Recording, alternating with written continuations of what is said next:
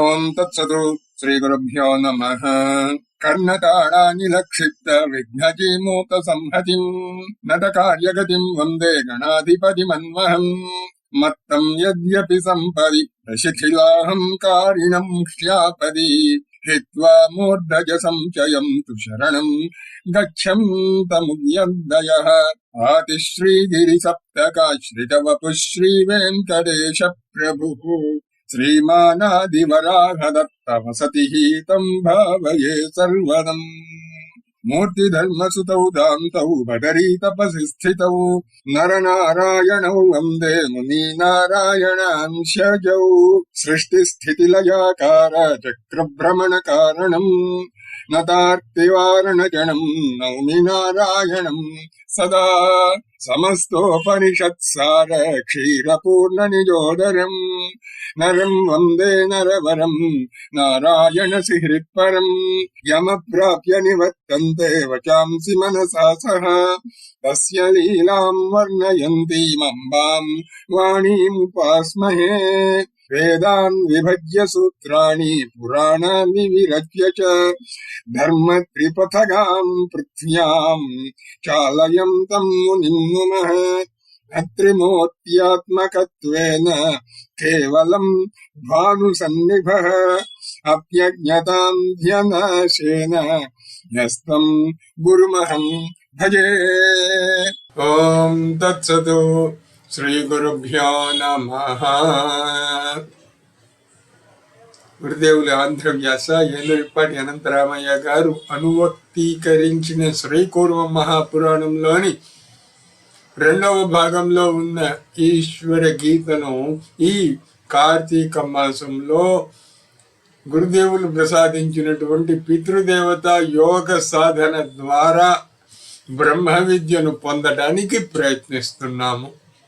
ఇప్పటి వరకు 2 అధ్యాయాలు చూసి 3వ అధ్యాయంలో 9 శ్లోకములను చూశాము. ఈ 3వ అధ్యాయంలో సాంఖ్యము యోగము జ్ఞానము ఇత్యాదులను మనకు పరిచయం చేసిన స్వామి ఇప్పుడు తన అసలైన స్వరూపాన్ని మనకు చెబుతున్నాడు. ఆయన మొత్తము ఇక్కడ తన తత్వములను చెబుతున్నాడు. ఇందులో అతి ముఖ్యంగా స్వామివారు జీవాత్మ అంటే ఏమిటి, పరమాత్మ అంటే ఏమిటి, ఎవరు ఏ విధంగా మోసపోతున్నారు, ఎవరు ఏ విధంగా మోసం చేస్తున్నారు, ఎవరు దీన్ని సృష్టిస్తున్నారు, ఎవరు దీన్ని కాపాడుతున్నారు, ఎవరు దీన్ని లయం చేస్తున్నారు, ఇవన్నీ కూడా ఇప్పుడు ఈ అధ్యాయంలో స్వామి చెప్తాడు మనకు. ఈశ్వరుడు వైష్ణవ పురాణంలో విష్ణుమూర్తిని పక్కన పెట్టుకొని ఒకే సింహాసనం మీద కూర్చుని పరమేశ్వరుడు చెబుతున్నటువంటి దివ్యమైనటువంటి జ్ఞానం ఇది. ఎవరికైనా సరే ఈ జ్ఞానం కనుక లేకపోతే, ఇప్పుడు ఈ ఈశ్వరి గీతలో చెబుతున్నటువంటి జ్ఞానం లేకపోతే వారు జ్ఞాన శూన్యులు అన్నమాట. కనుక పరమాత్మ తాను ఎవరు అనేటువంటిది సమస్తం చిరునామా, ఆధార్ కార్డు వివరాలతో సహా అన్నీ మనకు చెప్తున్నాడు ఇక్కడ. కనుక అవి ఏమిటో తెలుసుకోవడానికి ప్రయత్నిద్దాం. నిన్న ఒక యువకుడు అడిగినటువంటి ప్రశ్నకు సమాధానంగా అసలు హిందూ ధర్మం అంటే ఏమిటి, అందులో హిందూ మతములు ఎలా ఏర్పడ్డాయి, వేద బాహ్యమైనటువంటి మతములు ఏమిటి, అవి ఎందుకని భారతదేశంలో నుంచి వెళ్ళగొట్టబడినాయి, వాళ్ళు ఏ విధంగా ధర్మానికి హాని చేయడానికి వాళ్ళు పూనుకున్నారు, ఇత్యాదులన్నీ కూడా మనము చర్చించుకున్నాము. ఇక హైందవ ధర్మంలో ఉన్నటువంటి ముఖ్యాతి ముఖ్యమైన మతములు మనం చెప్పుకోవాలనంటే అన్నిటికన్నా అతిపెద్దది అద్వైత మతము. దాని తరువాత ఇంకా చెప్పుకోవాలి అని అంటే ఏమీ లేవని చెప్పాలి. ఎందుకు అని చెప్పానంటే భారతదేశంలో టాప్ 10 బిజినెస్ కంపెనీలు, బిజినెస్ హౌసెస్ గురించి చెప్పండి అని అంటే టాటా అని అన్న తర్వాత మిగిలిన 9లో చెప్పడానికి ఏం లేవు అక్కడ, టాటానే. కానీ టాప్ 10 అని మీరు అడిగారు కాబట్టి మిగిలిన 9 పేర్లు కూడా చెప్తాయి. కానీ రెండో స్థానంలో ఉన్న వాళ్ళని, టాటాని కంపేర్ చేయడానికి వీల్లేనటువంటిది. ఇలా అలాంటివే ఇది కూడా. అద్వైత మతం, హైందవ ధర్మంలో అద్వైత మతం కూడా అంత విరాట్ స్వరూపం. అది భగవత్పాదుల వారు, శంకరాచార్యుల వారు స్థాపించినటువంటిది.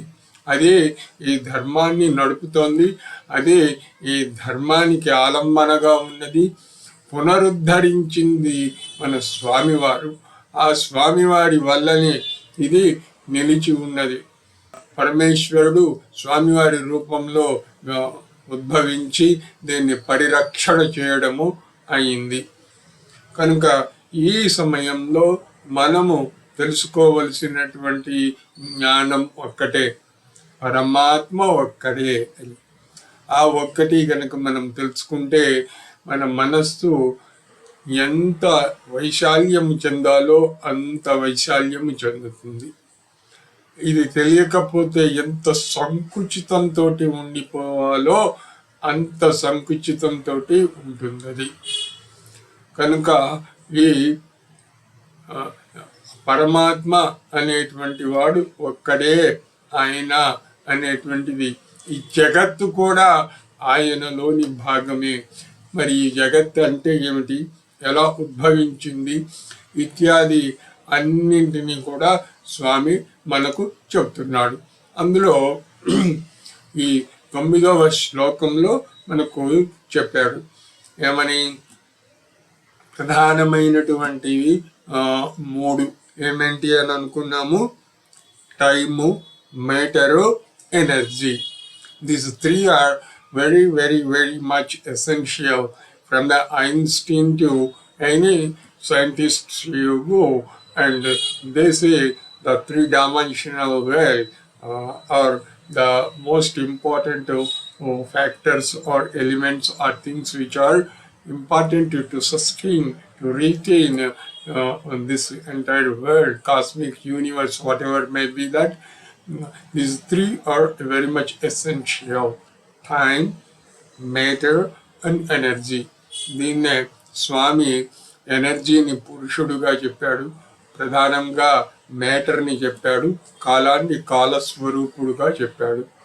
ఇందులో మ్యాటర్ని అంటే ద్రవ్యాన్ని, అంటే ప్రధానాన్ని, పురుషుణ్ణి, ఈ రెండింటినీ కూడా నడిపించేటువంటిది, సంయమన పరిచేది, లేకపోతే సంయోగపరిచేది, లేకపోతే రెండింటినీ కలిపి ముందుకు తీసుకుని వెళ్ళేది కాలము. ఈ కాలము అనేటువంటిది లేకపోతే సృష్టి ఉండేది కాదు. కనుక ఈ 3 ఆద్యంతములు లేని అవ్యక్తంలో ఉన్నాయి. పరమేశ్వరుడు అవ్యక్త స్వరూపుడుగా మహార్ణవం, ఒక పెద్ద సముద్రము మాదిరి ఉన్నాడు. మళ్ళీ అందులో నీళ్లు ఉన్నాయా అంటే నీళ్లు లేవు. ఆ ఆత్మస్వరూపమే ఒక అతి పెద్ద సముద్రంగా ఉంది అక్కడ. మహార్ణవంగా ఉన్నాడు ఆయన మాత్రమే ఉన్నాడు అక్కడ. అటువంటి దాంట్లో నుంచి ఈ 3 ఉద్భవించాయి. ఏమేంటి, టైము, మ్యాటరు, ఎనర్జీ, ఈ 3 అనేటువంటివి వచ్చాయి. కనుకనే ఈ 3 పండితులు ఈ 3 కూడా నేనే అవి అని, వాటికంటే వేరని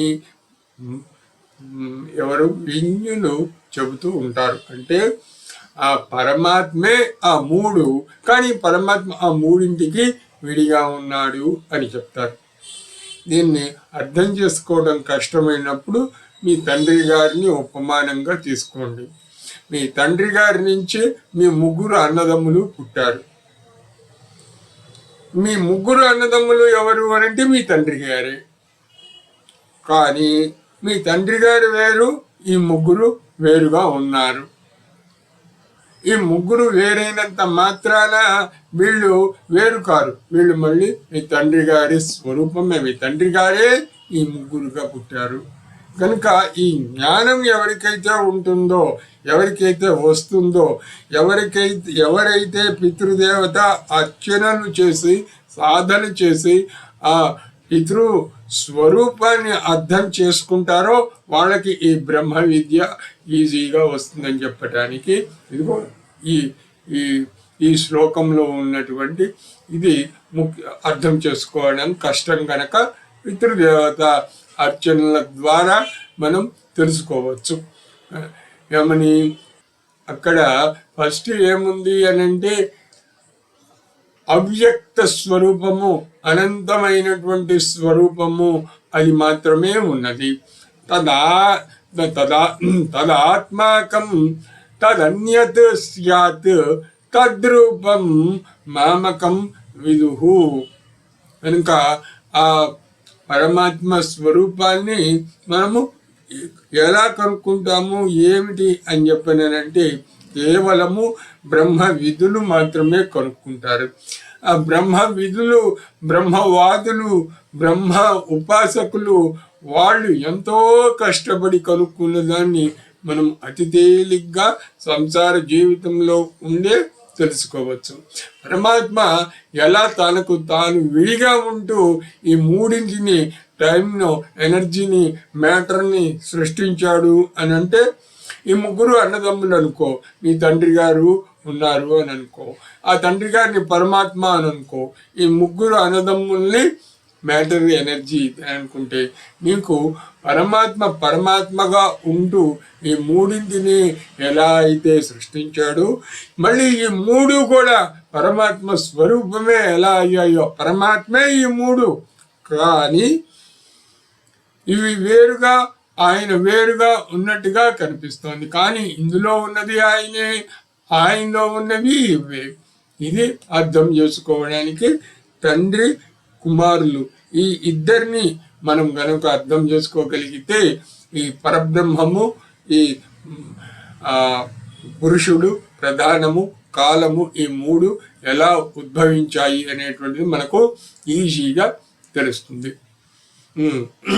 మహదాద్యం విశేషాంతం సంప్రసూతే అఖిలం జగత్ యా సా ప్రకృతి రుద్దిష్ట మోహిని సర్వదేహినాం దేహములు ధరించినటువంటి ప్రతి వారిని కూడా మోహింపజేస్తుంది. ఎవరు? ప్రకృతి అనేటువంటిది. ఈ ప్రకృతి గురించి స్వామి అమ్మని చెప్తున్నాడు. మహత్తత్వం మొదలు విశేషం వరకు అఖిల జగత్తును సృష్టించేది ప్రకృతి అని అంటారు అని ఇక్కడ స్వామి మనకు ఈ మూడు ఎలా పుట్టాయి అనేటువంటిది చెప్పాడు. ఆ తర్వాత ఈ అఖిల జగత్తు ఆఖరికి నీ వరకు ఉన్నటువంటి ఈ సమస్తాన్ని ఎవరు సృష్టిస్తున్నారు అని అంటే ప్రకృతి అనేటువంటిది సృష్టిస్తోంది. అది సర్వ ప్రాణులను మోహింపచేస్తుంది. అంటే ఎవరైతే పరమాత్మ నుంచి ఈ సృష్టిలో ప్రభవించారో వీళ్ళని మోహానికి గురి చేసి, మాయలో పడవేసి, తనకు ఉన్న ఆత్మ జ్ఞానాన్ని, తానే ఆత్మను అనేటువంటి జ్ఞానాన్ని విస్మృతి చెందేటట్టుగా, మరచిపోయేటట్టుగా, వేరే జ్ఞానం వచ్చి అందులో కూర్చునేటట్టుగా చేస్తుంది ఈ ప్రకృతి అనేటువంటిది. పురుషుడు ప్రకృతిలో ఉండి ప్రకృతికి సంబంధించిన గుణాలను అనుభవిస్తాడు. ఇంతకు ముందు మనం చెప్పుకున్నాం, పురుషుడు అనంటే ఎనర్జీ అని చెప్పుకున్నాం.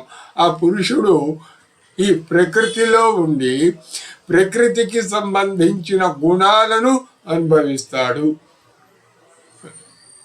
అక్కడ అవ్యక్తమైనటువంటి పరమాత్మ మూడుగా వచ్చాడు. Time, energy, matter. ఓకే, ఈ మూడింటిలోనూ ప్రకృతి ఏం చేస్తోంది?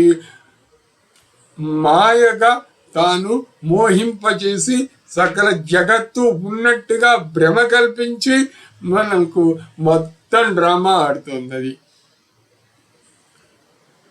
కనుక ఇక్కడ మరి ఆ పురుషుడు ఏమయ్యాడు అని అంటే, ఆ పురుషుడు ఈ ప్రకృతిలో ఉంది.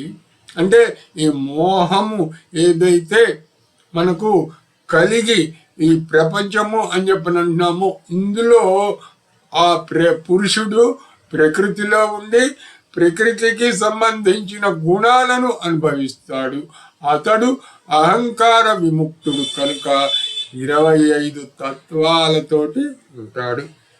కనుక ఈ మొత్తం అన్నింట్లోకి ముఖ్యమైనటువంటి వాడు పురుషుడు. దాని తర్వాత ప్రకృతి. ఈ ప్రకృతి పురుషుడు.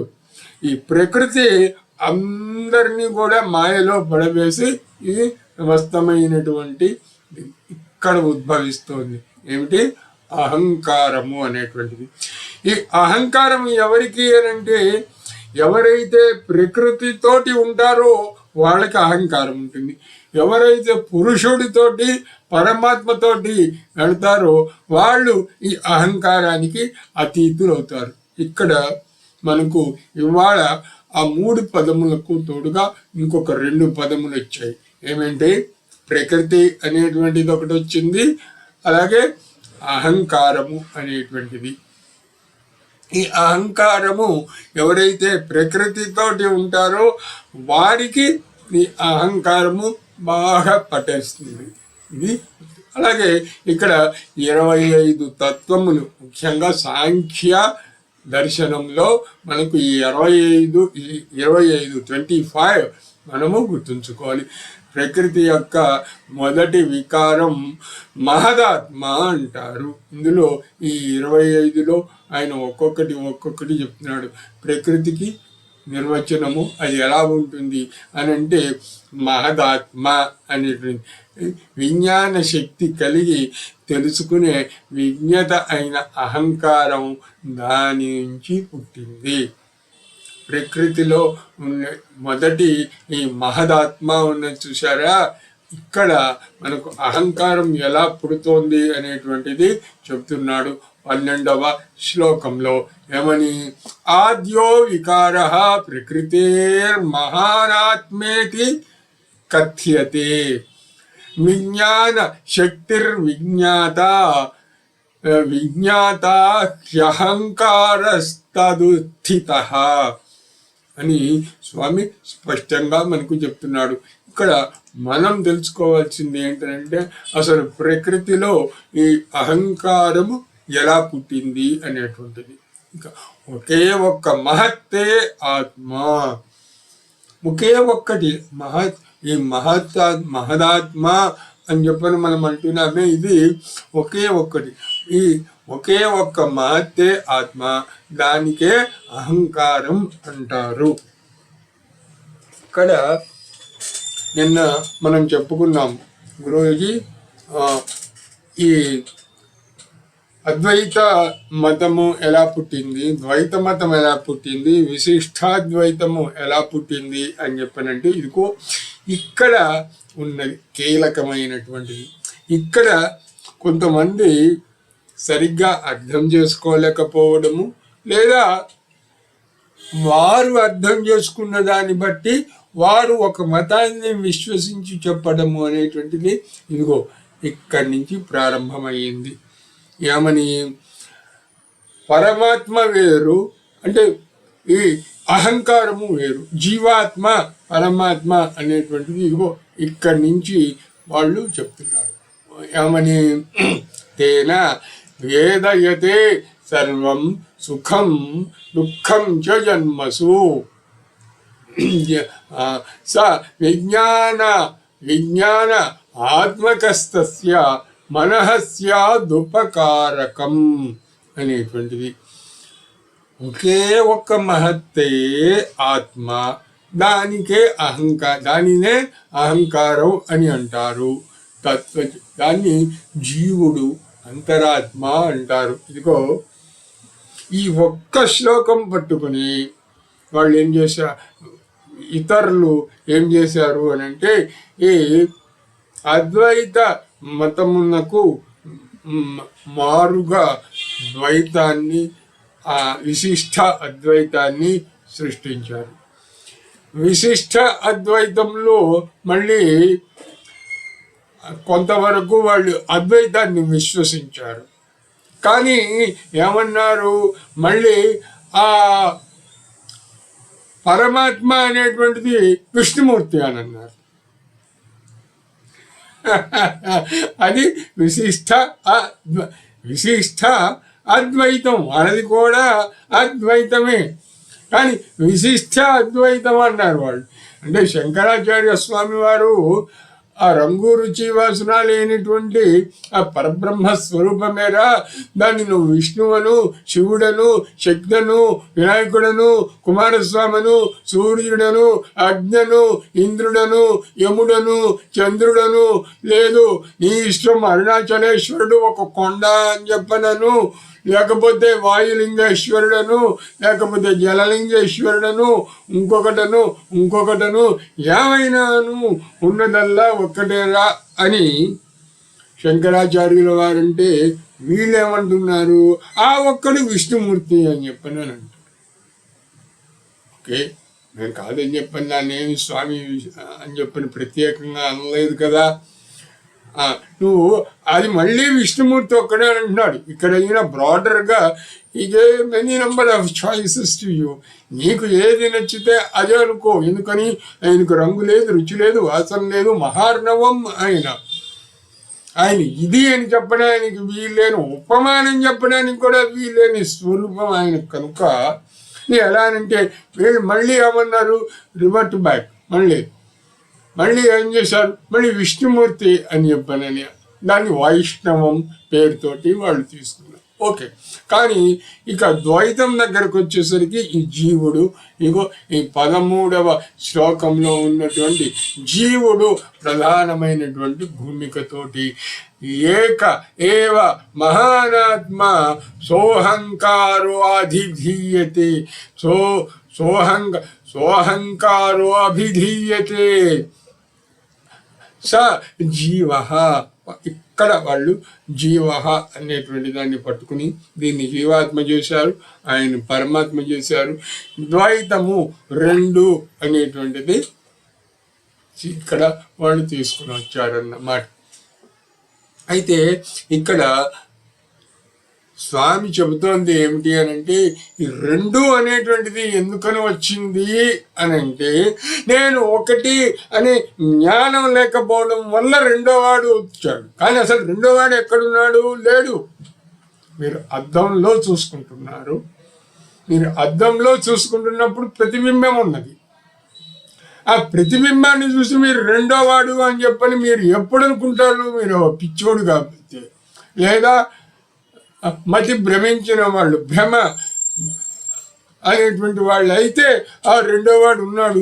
ఎస్, ఎవరు, చిన్న పశువులు, పక్షులు, లేకపోతే పసిపిల్లలు, కుక్కలు, పిల్లులు ఇలాంటివి అద్దంలో చూసి దాంతో దెబ్బలాడము, ముక్కుతోటి పొడవడము, ఇంకొకటి చేస్తాయి. Because they couldn't have the knowledge that it is mirror and it is image of my own. కనుక అది లేనప్పుడు ఏమవుతుంది, అది వేది అనేటువంటి ఇది వస్తుంది. జీవుడు అనేటువంటి వాడు ఎలా పుట్టాడు అని అంటే, ఈ ప్రకృతి లేకపోతే అహంకారము ఇంకొకటి వచ్చి క్రమ్మి వేయడం వల్ల వాడు వచ్చాడు. ఇది ఎంతవరకు వెళ్తుంది అని అంటే, మీ కుటుంబంలో అతి తేలిగ్గా అర్థం చేసుకోవడానికి అంతగా. మీ నాన్నగారే నువ్వే మీ నాన్నగారు. ఓకే, నేనే మా నాన్నగారండి, మా నాన్నగారే నేనేంటి, అసలు ఇద్దరం లేనంటావేంటి? ఆయన ఉన్నాడు, నేనున్నాను, నేను తింటున్నాను, ఆయన తింటున్నాడు, నేను పడుకుంటున్నాను, ఆయన పడుకుంటున్నాడు, నేను ఆఫీస్కి వెళ్తున్నాను, ఆయన ఆఫీస్కి వెళ్తున్నాడు, నేను డబ్బులు సంపాదిస్తున్నాను, ఆయన డబ్బులు సంపాదిస్తున్నాడు, ఆయన నన్ను తిడతాడు, నేను ఆయన్ని తిడతాను. ఎన్ని జరుగుతూ ఉంటే ఆయన లేడు అని అంటావేంటి, ఉన్నది ఒక్కడే అని అంటావేంటి అని అంటాము. ఎంత అజ్ఞానమో అసలు కీలకానికి వెళ్ళి సటల్గా కనుక నువ్వు అర్థం చేసుకుంటే తండ్రే నువ్వుగా పుట్టాడు. నువ్వుగా పుట్టిన తర్వాత కూడా తండ్రిగా ఉన్నంత మాత్రాన ఆయన వేరు నువ్వు వేరు కాదు. రెండు శరీరములు ఉన్నంత మాత్రాన, రెండు మనస్సులు ఉన్నంత మాత్రాన, రెండు బుద్ధులు ఉన్నంత మాత్రాన, రెండు మంచాల మీద ఇద్దరు పడుకుంటున్నంత మాత్రాన ఇద్దరు విడివిడిగా కాదు. ఇది ఎక్కడుండాలి? ఆత్మతత్వంలో ఉండాలి, జ్ఞానంలో ఉండాలి. ఆయనే నేనుగా పుట్టాను, నేను అనే వాడిని, ఆయన ప్రతిబింబంగా పుట్టిన వాడిని, అసలు నేను అంటూనే నేను ఉన్నది తండ్రి గారు ఒక్కరే అనేటువంటి జ్ఞానం నీకు ఉన్నప్పుడు ఈ జీవుడు జీవాత్మ కొడుకు అనేటువంటిది కూడా ఉండదు. ఈ జ్ఞానం నీకు లేదనుకో, నీ కొడుకు దగ్గరకు వచ్చేసరికి మళ్ళీ ఆ జ్ఞానం కూడా నీకు ఉండదు, వాడెవడు అనేటువంటి జ్ఞానం. కానీ ఉన్నది తండ్రే, ఆ తండ్రే నేను అనేటువంటి మనము మన మనస్సులో, మన బుద్ధిలో, మన అహంకారంలో, మన చిత్తంలో, మన సాధనలో ఉండి తండ్రే నేనుగా ఉండటానికి మనం ప్రయత్నించినప్పుడు, అంటే ఆ పరమాత్మే నేను లేను, ఉన్నది ఆయన ఒక్కడే అని నేను పోయి ఆయనలో కూర్చుంటే ఇక నేనెక్కడున్నాను? ఇది లేనప్పుడు ఏమవుతుంది అని అంటే, ఇగో అటు తండ్రికి జ్ఞానం లేదు, ఇటు కొడుకు బ్రహ్మజ్ఞానం లేదు. లేనందువల్ల ఏమవుతుంది అని అంటే, ఇదిగో ఇది అయ్యి తిట్టుకోవడం, కొట్టుకోవడం, ఇంకొకటి. ఆ జ్ఞానం ఎప్పుడైతే ఉందో, నేను తండ్రి నుంచి వచ్చాను, ఆయన పరమాత్మ స్వరూపము అని నువ్వు దండం పెట్టడము చేస్తే, నీ కొడుకు మిమ్మల్ని చూసి ఓహో నేను కూడా మా నాన్నగారి నుంచి వచ్చానన్నమాట, నా తండ్రియే ప్రత్యక్ష దైవము అన్నమాట, నా స్వస్థానము నా తండ్రి అన్నమాట, నేనంటూ లేనన్నమాట, ఉన్నది తండ్రే అన్నమాట అని తండ్రిలో అతను ప్రవేశిస్తే, అంటే నీలో నీ కొడుకు ప్రవేశిస్తే, నువ్వు నీ తండ్రిలో ప్రవేశిస్తే, నీ తండ్రి తాతగారిలో ప్రవేశిస్తే, తాతగారు ఈ జ్ఞానం ఎలా వస్తుంది? మీరు పితృదేవత అర్చన చేసినప్పుడు వస్తుంది. ఈ జ్ఞానం బేసిక్ ఇది కనుక మీకు కనుక వస్తే, ఆ బ్రహ్మ విద్యలో పరమాత్మ అంటే ఏమిటి, ఆయనలో నేను ఐక్యం అవ్వటం ఏంటి, అసలు ఆ పరమాత్మ నుంచి ఎంత జగత్తు ఎలా పుట్టింది, ఇదంతా అభిన్నం ఎలా అయింది, ఒక చిన్న లిట్మస్ టెస్ట్ లేకపోతే ఒక చిన్న ఎక్సర్సైజ్ ఏంటంటే, ఇదిగో నా అక్క చెల్లెళ్ళు, నా అన్నదమ్ములు, మేము నలుగురము కూడా వేరు కాదు, తండ్రి ప్రతిబింబములే అనేటువంటిది మీరు అర్థం చేసుకుంటే, ఆ అవ్యక్త స్వరూపమైనటువంటి ప్రపంచము, పరమాత్మ నుంచి ప్రపంచము ఎలా ఏర్పడింది అనేటువంటిది మనకు తెలుస్తుంది. కనుక దీన్ని మనము ఈ 13వ శ్లోకంలో మనకు మొట్టమొదటిసారిగా స్వామి జీవుడు అనేటువంటి పదాన్ని మనకు పరిచయం చేస్తున్నాడు. జీవుడు అనేటువంటిది ఎలా వచ్చింది అనేటువంటిది చెప్తున్నాడు. ఒకే మహత్తు, ఒకే ఒక మహత్తే ఆత్మ, దానినే అహంకారం అంటారు తత్వచింతకు. దానిని ఈ జీవుడు అంతరాత్మ అని అంటాడు.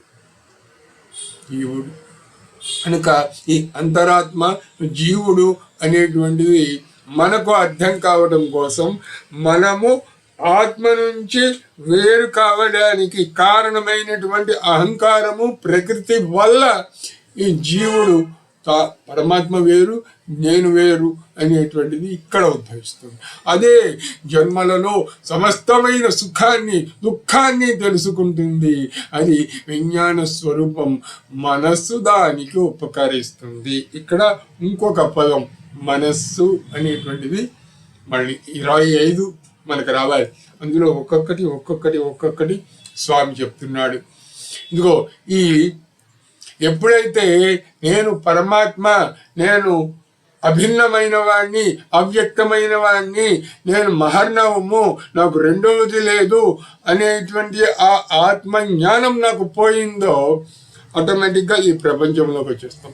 ఈ ప్రపంచంలోకి వచ్చేస్తే ద్వంద్వం, ప్రతిదీ సుఖం దుఃఖం, సంతోషం, బాధ, ఇంకొకటి శీతం ఉష్ణం, ఇలా బంగారము ఇనుము, ఇలా మనల్ని కట్టి పడేసేటువంటివి అన్నీ మనకు వస్తాయి అన్నమాట. ఇదే 14వ శ్లోకంలో మనకు స్వామి చెప్తున్నాడు, తేన వేదయతే సర్వం సుఖం దుఃఖం చ జన్మసు స విజ్ఞానాత్మకస్తస్య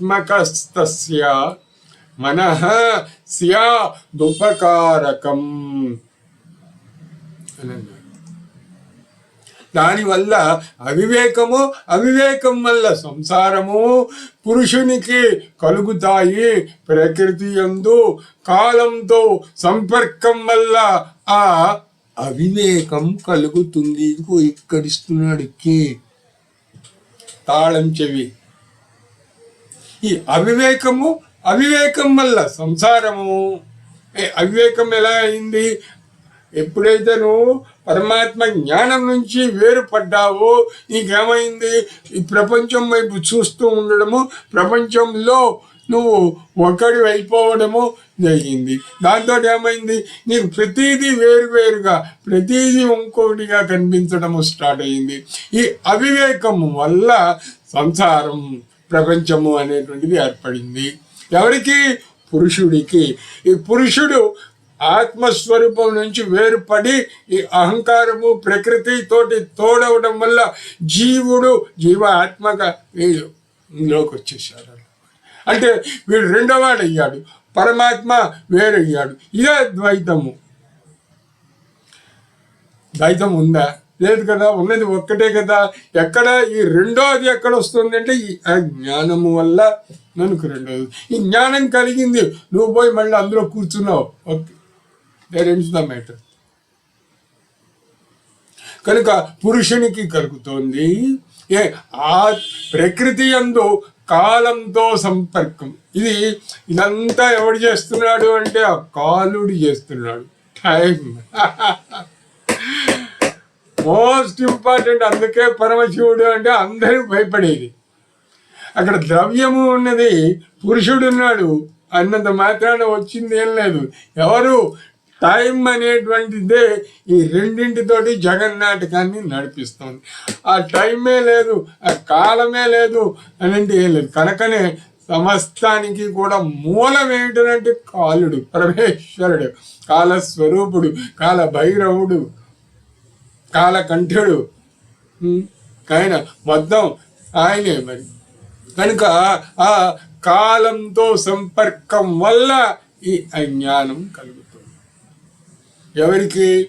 ప్రకృతితో మమేకం అయినటువంటి ఆ ఎనర్జీ, శక్తి, పురుషుడు, నువ్వు ఏమైనాను. This is very much important for us to understand. తేన అవివేక తస్మాత్ తత్ సంసారః పురుషస్య చ అవివేకః ప్రకృతౌ సంగాత్ కాలేన సో అభవత్. సహ అభవత్. ఇదందరికీ కారణం ఏమిటి? దీనికి అని చెప్పానంటే ఇక్కడ చెప్తున్నాడు మనకు. మనస్సు అనేటువంటిది ఏర్పడటము, అహంకారము అనేటువంటిది ఏర్పడటము, దీని ద్వారా పరమేశ్వరుడి నుంచి వేరుపడినటువంటి జీవుడు లేదా జీవాత్మ ఇక్కడ వచ్చాడు అన్నమాట. దీన్ని చూసి మనము ఏమంటున్నాము అని చెప్పానంటే వాడి వేరు వీడి వేరు. కనుక ద్వైతం రెండు లేదు అని నువ్వు ఎందుకంటున్నావు? రెండు ఉన్నాయి కదా అని చెప్పిన అడ్డదట. ఎక్కడున్నాయి రెండు? జగన్మిథ్యా బ్రహ్మ సత్యం అని అంటే అర్థం ఏంటి? కంటికి కనిపిస్తున్నటువంటి ఈ కెమెరా, ఈ ఇంటర్నెట్ లేకపోతే ఇది మీ సెల్ ఫోను ఇవన్నీ లేవని కాదు అర్థం, ఇవన్నీ మిథ్యా అని కాదు అర్థం. మిథ్యా అనేటువంటిది ఒక టెక్నికల్ వర్డ్, వేదాంత పారిభాషిక పదం. What is that definition? What is the definition of that illusion? లేకపోతే ఆ మిథ్య అనేటువంటి దానికి ఉన్నటువంటి నిర్వచనం ఏమిటి?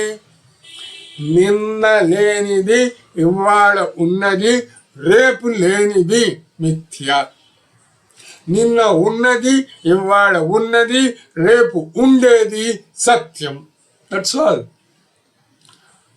ఇవాళ ఉన్నది, ఇవాళ నీకు ఇంటర్నెట్ ఉన్నది, ఒక్క 2 నిమిషాల్లో నీ డేటా అయిపోవటంతో తెల్లమొహం వేసుకుని కూర్చోవాల్సి వస్తుంది.